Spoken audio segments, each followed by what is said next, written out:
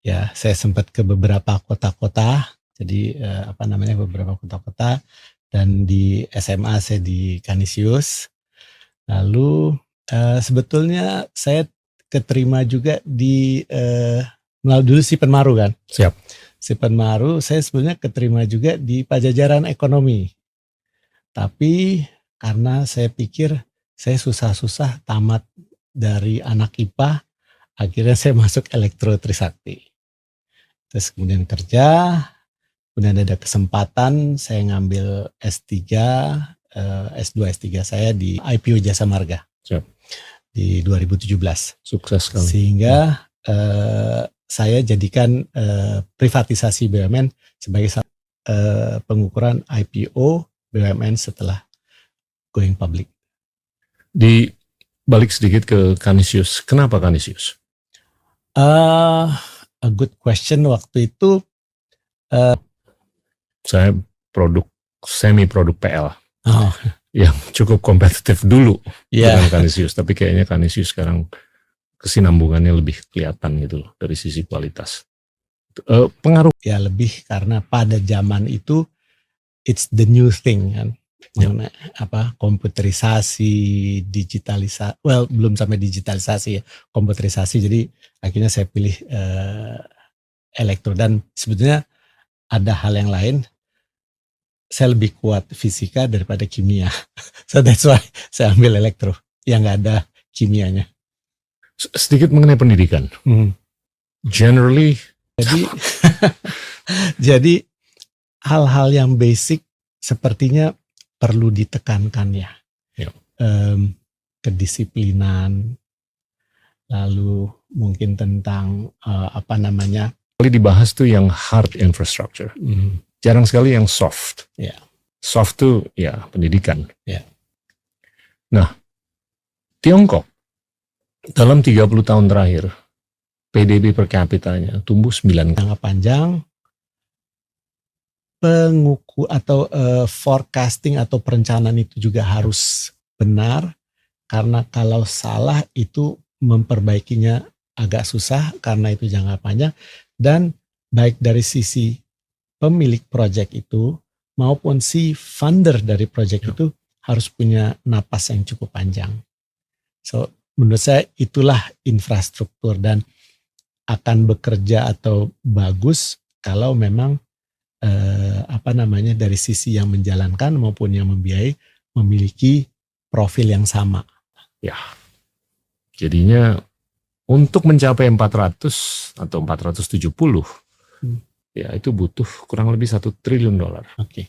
Ya, saya koreksi dulu Pak. Yang 70 gigawatt RUPTL itu adalah untuk di renewable energies. Siap. Itu di suatu Total build out Indonesia 80.000 megawatt. Betul. Ya, jadi betul.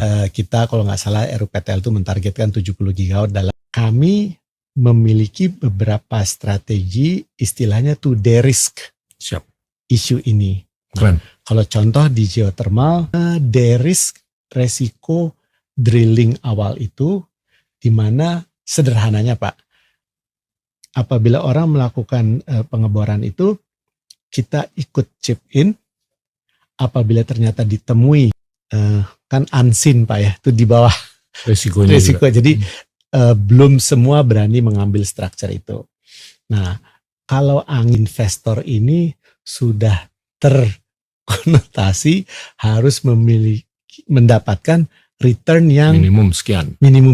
Siap. Nah, ini memang selalu adaptasi return sekian, lalu kemudian ada karena potensi resiko yang sekian, nggak bisa disalahin juga Pak.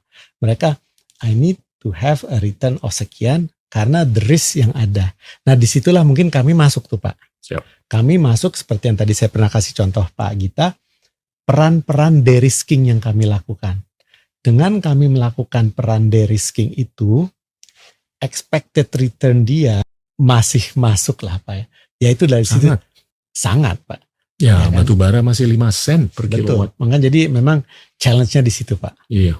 Bahwa pembangunan harus diakselerasi, tapi juga memang harus diberi kemudahan baik secara finansialnya ataupun regulasinya. Iya. semua tetap dalam kerangka yang governance ya, yang baik ya. Semua itu. Jadi emang itu sih tantangan besarnya di sana, Pak. Tiongkok yang sudah membangun banyak sekali kapasitas daya air minum ke masyarakat setempat. Nah, itulah peran kami juga, yaitu pembiayaan daerah. Pembiayaan daerah di Indonesia sudah tidak semakin lebar antara satu daerah yang tepatnya yang di Pulau Jawa dibandingkan yang di luar Pulau Jawa. Nah, itu kita lakukan juga itu saat ini. Ini yang nyata yang melotot ke kita kan. It can't just be a fixed income story. Kan, Pak. Ya. Iya kan? Ya. Jadi saya nggak mau orang luar naruh duit di Indonesia hanya karena kepastian dia bakal dapat pokok dan bunga. Mungkin pada saat ini kita lagi bicara PDB. Ngimpi deh lo kalau mau naikin angka itu dari 1.000 ke 2.000 perusahaan. Ya. Ya kan? Dan ini nyambung ke banyak sekali duit-duit yang kemarin masuk dengan harapan untuk bisa didaur ulang di pasar modal. Ternyata nggak kejadian. Terjadilah tech winter. Ya kan? Dan ini struktural. Ya, ya. Dan saya ngelihat balik lagi ini SMI dan Antara bisa berperan untuk mengedukasi bukan hanya masyarakat luas di Indonesia, tapi masyarakat luas di luar. Bahwa Anda tuh adalah GPS.